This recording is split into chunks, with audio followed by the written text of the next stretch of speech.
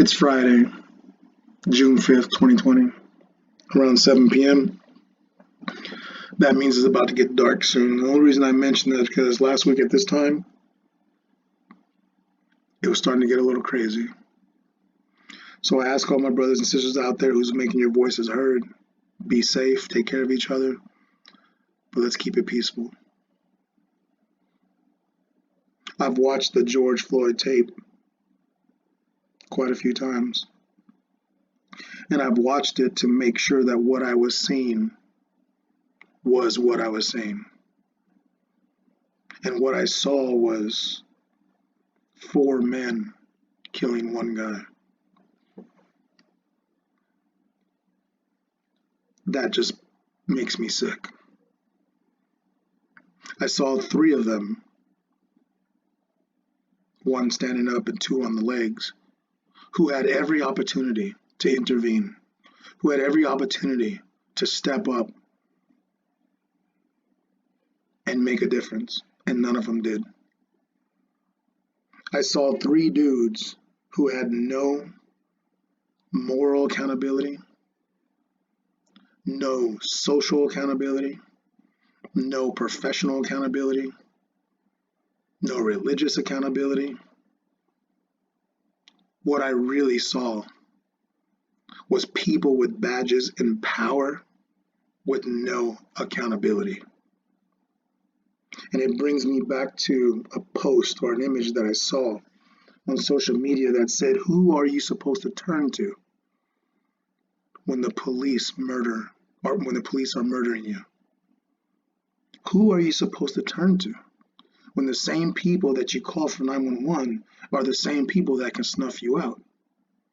What recourse do we have if not the police themselves? That's a scary situation. And that made me scared and worried and a whole bunch of anxiety and just stressed out and just all of it, man. And then I had to write. And I had to write my ideas down and try to formulate them in complete thoughts, to try to create sentences until I came up with this. Some of you might not agree with it, and that's okay. That's how you spur change. That's okay. Some of you might agree with it, and I appreciate that. But what I think this can be is just a little pebble in the walkway of progress. If somebody reads this and it's able to spur their imagination and create a better idea, I'm all for that. But I can tell you one thing. You cannot ask for change or things to get better if you don't know what better looks like. If you have no idea what better looks like, then how in the hell are you supposed to get there? So what I try to do, and just regarding police brutality, is I just try to focus on this one thing. And instead of looking at all the racism overtones, I try to go a little bit lower, a little bit deeper. And I tried to focus on their actions. And I reconciled in myself and I said, hey, if I can't tell who's a racist and who's not, the only thing that I can really do is judge their actions. So this write-up is based upon their actions and making them accountable. I can't tell if that white officer on old boy's neck was a racist, but I can tell that the other three officers weren't holding themselves accountable because they didn't respond. See, I can't tell what's in a person's heart, but I can see what they do.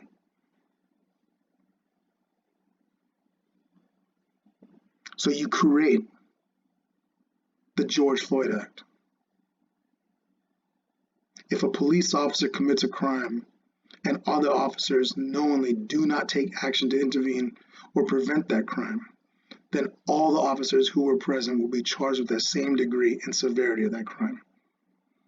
That's going to provoke people to respond so that we are never in a situation where one officer is doing something and the other officers don't respond, because they will know they're facing the same charges, the same penalty, the same everything.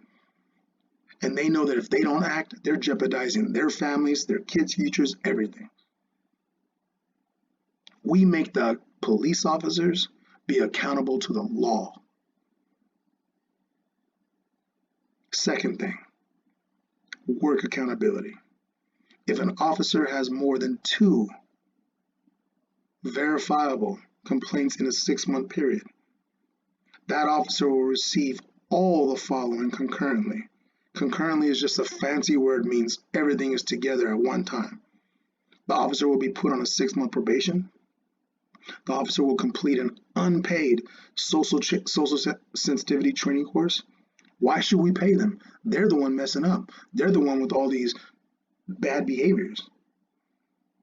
The officer will be partnered with a police officer of minority descent. Let's just say there's a racist cop. Let's just make pretend. That cop, if based on his behavior, will be placed with a minority officer, whether that's black, Asian, white, Mexican, Hindu, Sikh, anything, Jewish, it doesn't matter. And the sole purpose of that is to keep each other honest. That's it. To police themselves.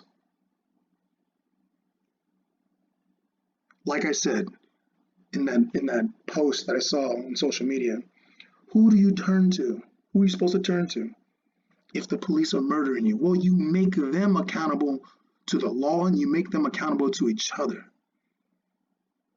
It's not my job to make sure that they're enjoying their job and everything's comfortable. It's my job to make sure I live. It's my job to make sure that if I interact with these cats, I don't die. I have a saying, dying kind of sucks. So it's my job to make sure that I at least give ideas out there to the ether that someone smarter than me can take and run with it and make it into something that's sustainable and real. That's my job. Just like any other citizen, just like any other human.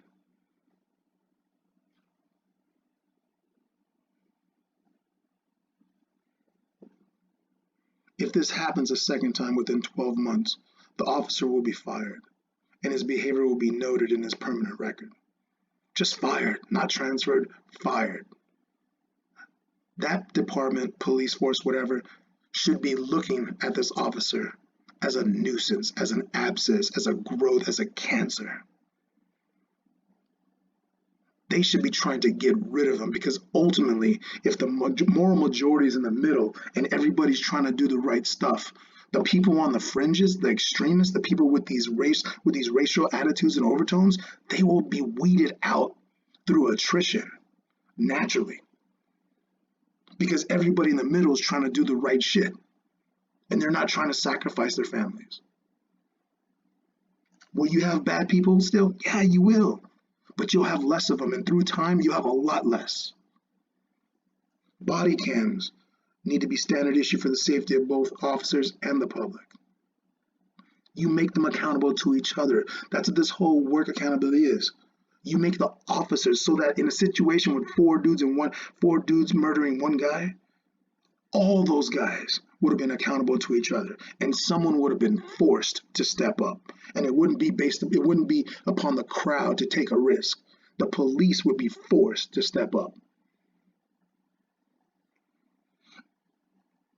The last thing, talk about the culture. There is an unspoken rule that cops do not tell on other cops. For those that do speak up, there's a real fear of reprisals. Reprisal is just a fancy word for backlash, both physical and verbal. Being labeled as a snitch, forced department transfers, job reassignment, blacklisted, etc. You are pretty much excommunicado, John Wick style. Means they wash their hands of you, you're labeled as a black sheep, and you're done, all because you spoke up. We need to change that. And this system changes that through attrition, just through osmosis. Therefore, things do not change. That statement, therefore, things do not change, that refers to that environment that's created by all the shit right above it. The culture of the police department needs to evolve into the culture of personal accountability with the willingness to encourage and support those officers who do step up and say something when a person is being unfairly treated or an abuse of power is taking place. We need to encourage, we need to support, we need to lift up, give a pat on the back, whatever the hell you want to call it. When an officer points out factually one of these people that's making bad decisions. We need to not look at that officer as a snitch, as a tattletale, as someone you can't trust. That's someone you can trust. He's looking out for the people. And anybody that thinks that the officers got to worry about themselves, we need to get rid of those officers, and that'll happen through attrition anyway. Because the good old boy club isn't working. We need to do different things if we want different results. That has to happen. Do not be blindsided by shiny things or college scholarships or parks or food banks or computer classrooms. No, all you're trying to do is not die. The only way you can make sure that try to make sure that happens is you put consequences, you put a framework in place that holds these officers responsible. That's the only way. You make them accountable, not after the fact, before and during. You make them accountable. With these kinds of stopgap measures in place, the bad behavior will be weeded out through attrition. Over time, what remains will be a police force that has heard the people, took action, and evolved. There's nothing wrong with making better choices. We can't change someone's belief system, but we can hold them accountable for their actions.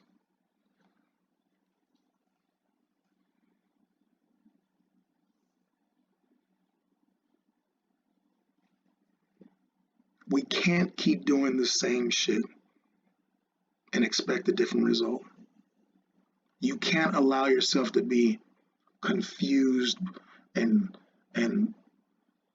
hoodwinked and bamboozled by shiny things. You have to expect change, and you have to know what change looks like. If you have no idea what change looks like, those in power will never concede because you don't even know what change looks like. They will never work to get to a specific goal because you didn't tell them what the goal is. They'll just keep giving you fluff and things around the periphery that they think you like because you never demanded what you should have. In this context versus police brutality, it's accountability. Just make them accountable to each other, to the law. Spread this.